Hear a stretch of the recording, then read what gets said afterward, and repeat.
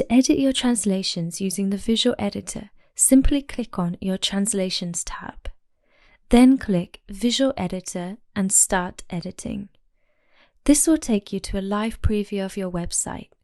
Click on Language Details to choose which language you'd like to edit. And then here you can select and highlight the translation quality.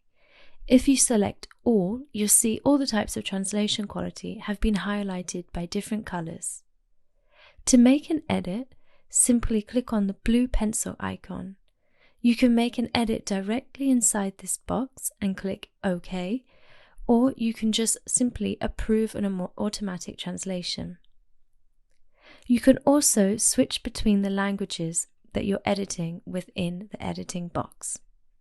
Additionally, you can edit your SEO metadata using the SEO tab and make the edits as usual.